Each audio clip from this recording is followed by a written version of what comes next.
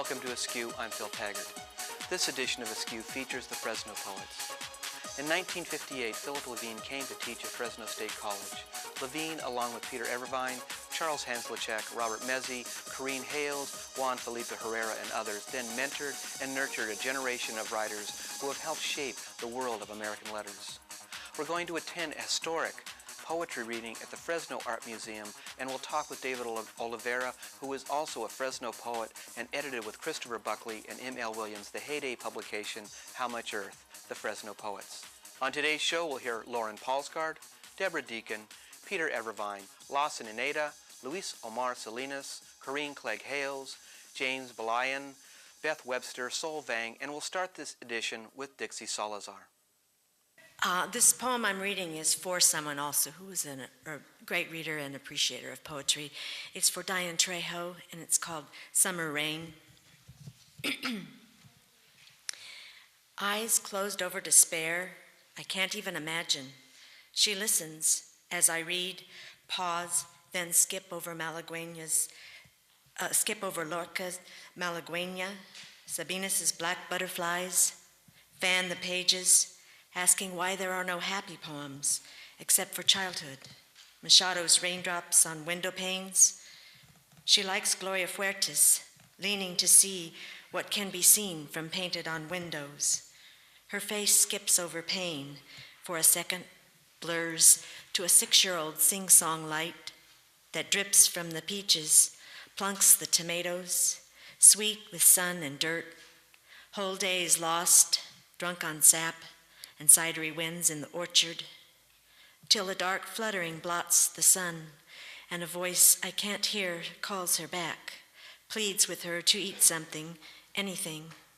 Instead, she sleeps all day, can't be left alone. All she once gave to culling peaches and turning compost, now turned to the quiet battle within. I stroke her shoulders, soft and depthless, yet scaffolded with unseen bones, that now house the ground where her own spores revolt in a dark and fruitful mutiny. Driving home, the road goes soft. I can't see through the window, as if raindrops stroked it. Lean forward to see what can't be seen. Imagination, my oldest friend, is failing me, whispering like an old man giving directions to the mad. I turn away. I don't want to see down the next road. I want to beg the earth for one more summer rain, one more bumper crop of magic tomatoes. But the wind whispers through the crack of the window like pages turning or black butterflies scattering home. It turns out that the poetry in Fresno has continued. There's a new generation that is writing wonderful poetry. It's including more women now than before. It just seemed like it was time for another Fresno anthology. Owning the fields.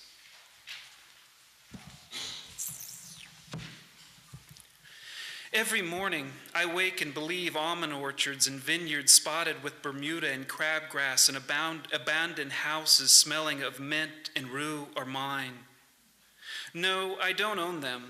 I don't have paper stamped with signatures of city fathers or a wallet choked with bills or a bank account of 6 figures. I don't even work these fields cutting stalks of milkweeds or pruning the almond trees into the shape of a vase like my father taught me.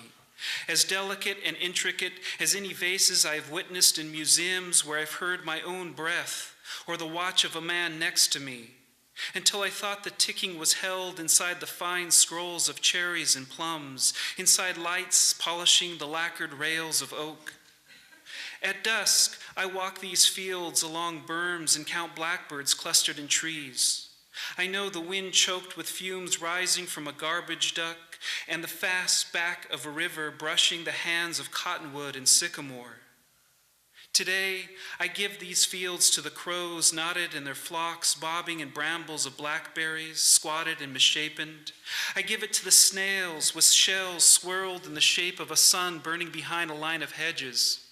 I give it to stray dogs with coats filled with burrs and foxtails.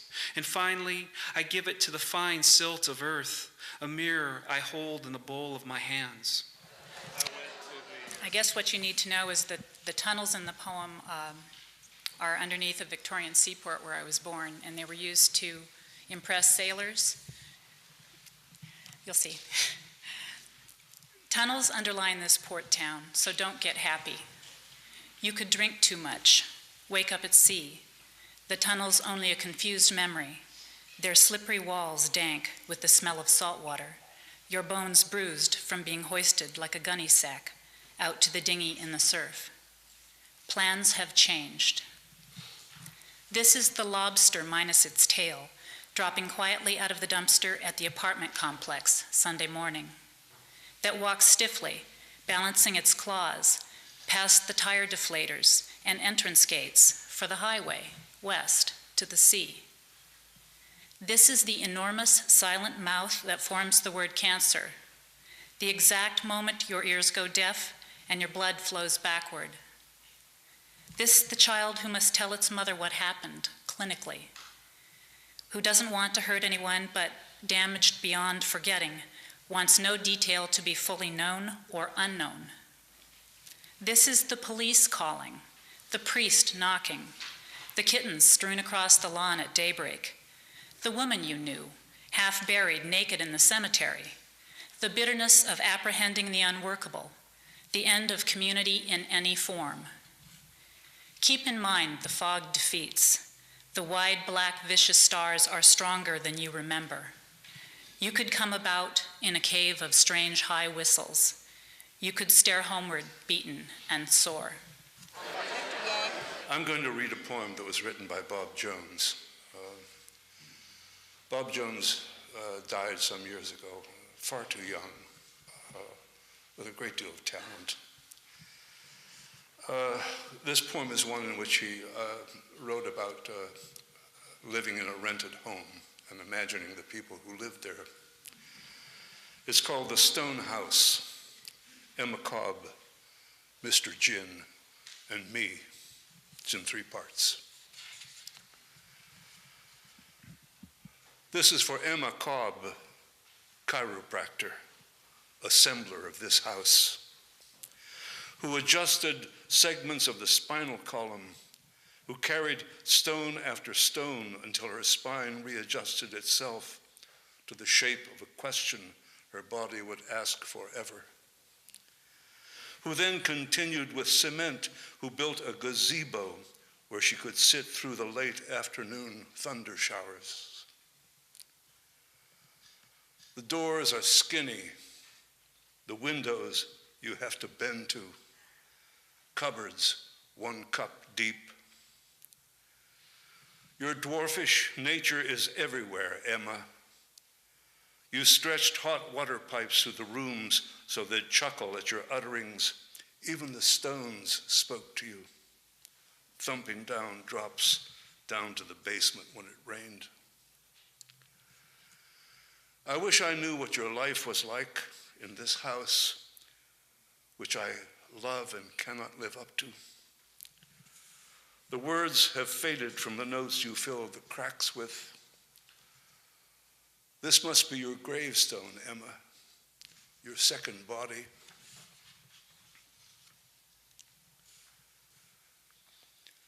This one's for the lonely man who lived here once, who got up, who left a plate half full of food, a pot of peas on the stove, clothes in the closet, and empty gin fists bobbing up out of every drawer and closet, whose mystery he couldn't solve, who just got up and drove off. Mr. Gin, either your own emptiness loomed up from the Salisbury steak and peas so suddenly all you could do was step on the gas, or you had a vision where Emma was. Maybe the moon, drunk, reeled down and gave a long wink that said, "Go find her." I wish I'd been the one to unlock the door to a half year's gin stink. I'd have gone through your things. I'd have found you and asked, what the hell was it that drove you out? And what have you done with it? I hope you found her, or something anyway that loves you as much as Jin does. This one is for me,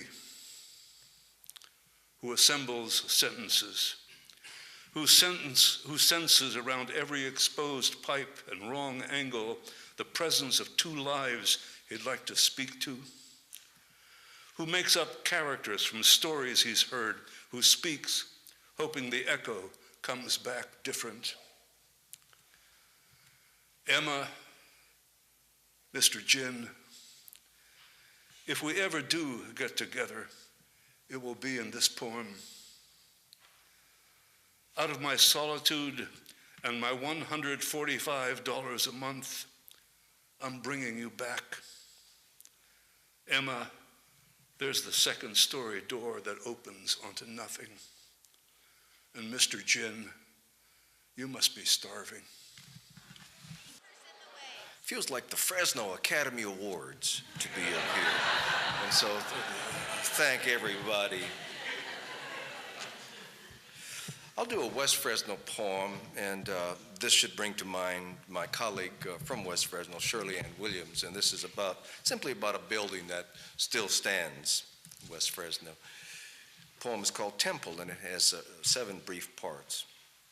Temple, as it stands. West Fresno's Buddhist temple, as it stands at Kern and E, embodies its origin in Japan. It was assumed, understandably, that since the people would assume their given ancestry, it stood to good reason for their spiritual tradition to be conveyed accordingly. Thus, in the blink of an eye, pilgrims can be transported simply by standing in front of the commanding structure, its tiled swoop of roof silhouetted against the sky, enveloped by the soothe of pigeons, a lift of incense beckoning from within. Part 2, things of custom. Passengers had prepared religiously for the journey, bringing aboard ships precious pieces of blessing, things of custom beyond value of customs inspection, a pebble from temple grounds, a pinch of ancestral ash, dirt from a time-worn field, a chip off the old block for pounding rice, a feather, fish bone, a shell, beads. All ingredients were to be deposited in a repository of the very foundation, and to secure the bonding, hair strands of newborn with birthright opportunity.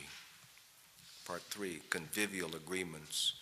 And so the temple became the sacred and secular center of the community, center of services, ceremony, austerity for posterity, but also the expansive mansion of social activity with grounds for gathering groups of youth, rooms for the after-school rigor of cultural instruction, kitchen for the catch-all potlucks following meetings, the convivial agreements of commerce and courting. Part 4, Bon Odori. And so it came to pass, even ordinary offices passed an ordinance for the closing of Kern, for the umpteenth August Festival of Souls, with souls of all extractions attracted by lanterns and dancing, crowding around enchanting food booths of scrumptious sushi and teriyaki, snow cones smearing chins of children, dripping rainbows on the street, elders chatting languages, teens exchanging giggles and glances, and over spirited sights the temple presided, for at its solemn steps the ceremonial event, as grandly announced, was about to commence. The dramatic, dharmaic raffle of abundance, with goods in the offering from lamps to appliances, the prizes of delightment shining within reach. Part 5, in the hold. But as the teachings teach, cause begets effect, which can cause just such a fateful day when prized possessions can make their humbled way back to the steps for storage in the hold, for the harrowing path of abandonment. as the temple transforms to a crate of confinement, and the festival of souls brings solace subdued by commanding barracks, swept by searchlights of armed guard towers under the festive moon. Part 6, the path, the way. Destruction was limited. Damage was minimal. Repair was simple. Little was lost. Small was the cost. All was replaceable. We speak of the structure, the grounds, and not necessarily the people, for whom the path, the way, continued to provide sustenance for survival. Part 7, passage. West Fresno's Buddhist temple still stands at Kern and E, and from atop its steps one may behold the path of occasional traffic and the way of imminent passage and change blending with the drift of incense and the call of families who came all this way across the sea to roost in the eaves. It's unusual that so many good poets, noted teachers, published poets with national reputations, I think would come from one place, especially a place like Fresno. There's most of the people who go to Fresno State come from the Central Valley. It's a place where you go because you can't get into UC, and most of the people who are going there are either from agricultural backgrounds or they come from these small towns around there. And to find that there would be a body of talented poets coming from this small area and this kind of a background that does nothing to encourage culture, literature, let alone an esoteric study like poetry, I think is just amazing. And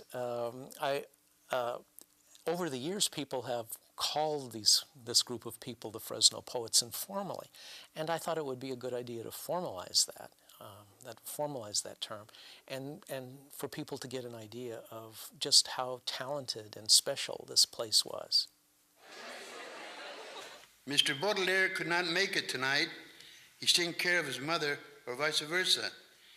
In due deference to the French, I decided to come in his place. My name is Omar Salinas. Never mind the lineage. I come from sturdy merchant stock.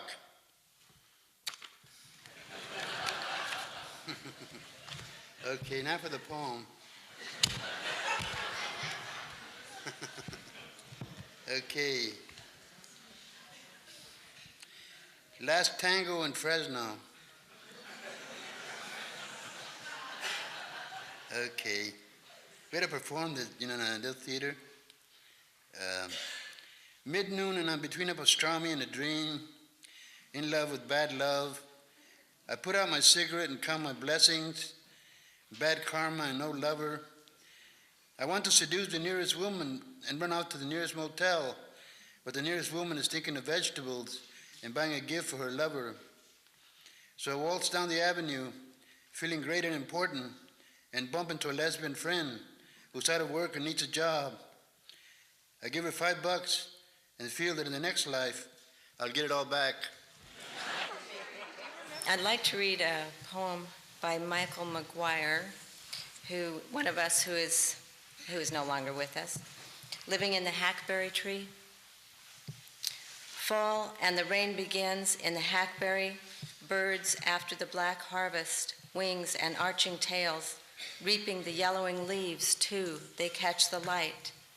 Brief, intense, as they sweep and flutter, and me as well, glancing through the screenless bedroom window.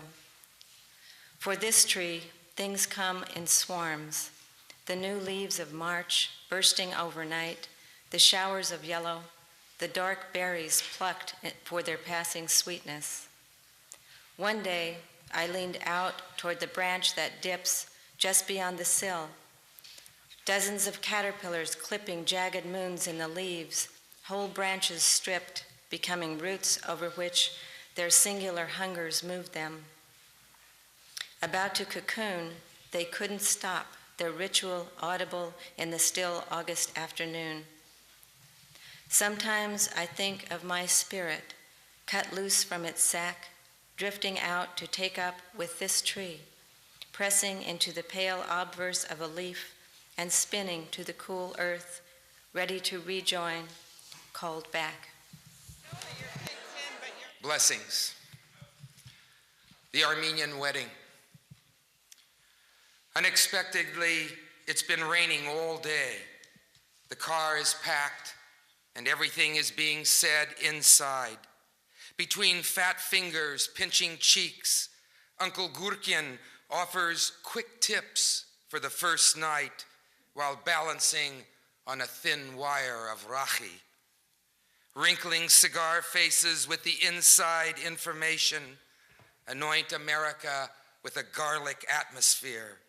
A blur of nervous tongues chant a liturgy of survival under breaths of broken English. The liquid voice of the oud tempers each lifted foot in unison. Hagop and Aram shout politics over a table of mezah, and Aunt Sarah grunts from her 4-foot frame, "You're married.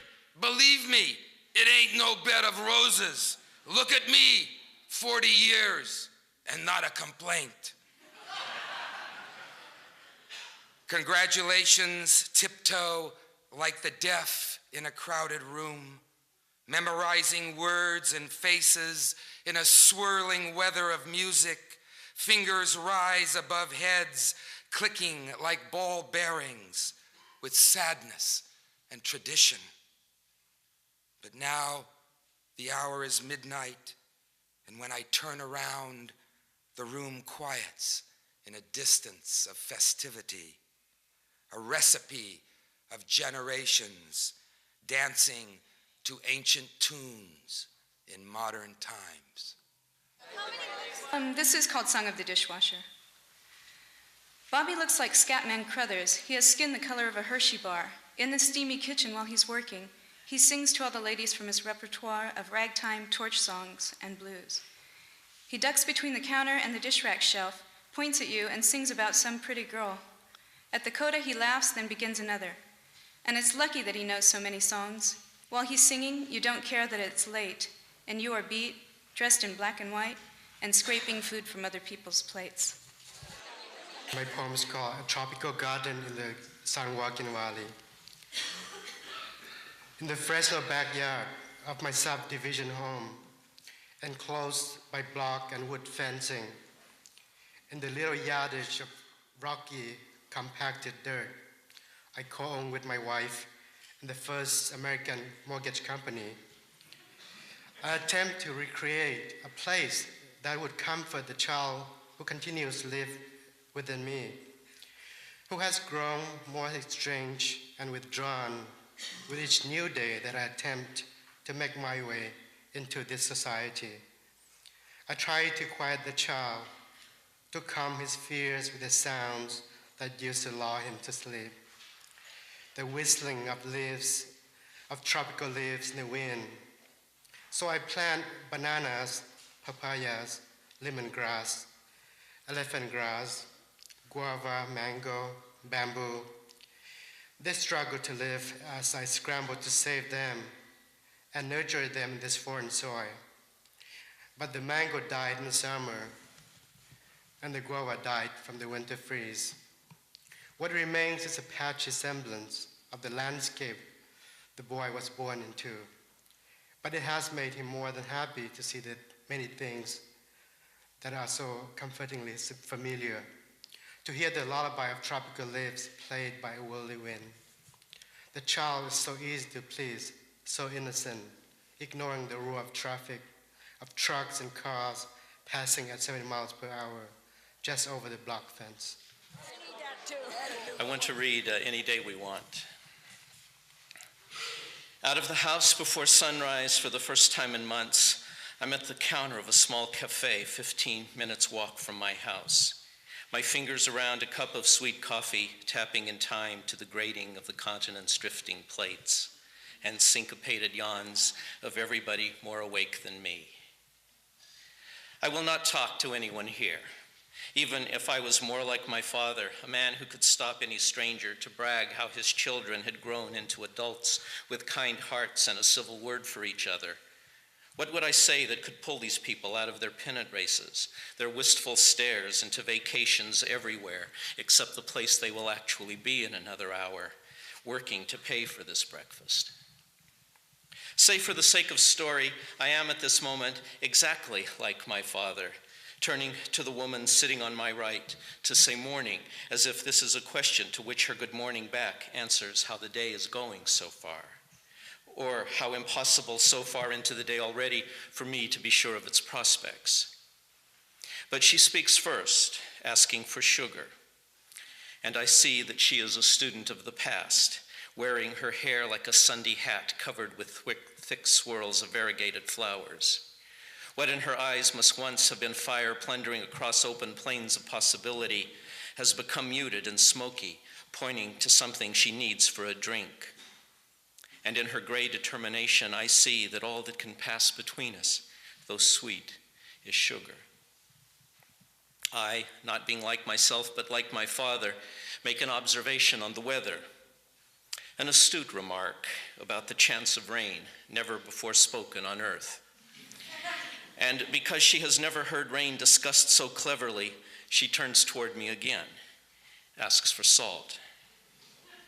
This time I notice her hands, short, thin fingers which hold salt hard like the handle of a knife, which must soften into pillows when they bend to comb the back of her cat, a calico, who drops trails of hair on her nappy sweater to lead her home. She's speaking, but I can't hear the words. I pass the pepper, the ketchup, the mustard, the steak sauce, napkins, my fork. Then realize she isn't asking for anything. Hers is the labor of Adam, tongue and lip moving in the round and flat shapes of noise that become, on first hearing, the perfect name for a thing. Too sluggish to care about names, I return to myself. My father would have stayed until he took a friend from this place. Even in conjecture, I never lose myself entirely. But then, of course, I know it is you beside me, has been you all along. Here, take my hand. Any day we want, we can do this again. You play the stranger on the bus, in the grocery, or I become the stranger taking blood pressure in the doctor's office, sitting beside you at the bargain matinee. I'll remind you of when we dressed in the costumes of some long ago afternoon working through these parts for the first time. And if it's too hard to repeat just how we played it then, we can make up something new. Remember the time we leave a cafe to go walking in a city park and stop to admire its large pond in the early morning light? The air so still, the surface reflects perfectly, the trees, the overcast clouds. A photograph taken now would have no reference for which way is up or down, which half water and which the sky. How lucky we are there to know on what side to put our feet. Hoped you enjoyed a look and listen to the Fresno Poets, and it might be a good time to pick up the Fresno Poet Anthology, How Much Earth. See you next time on Askew.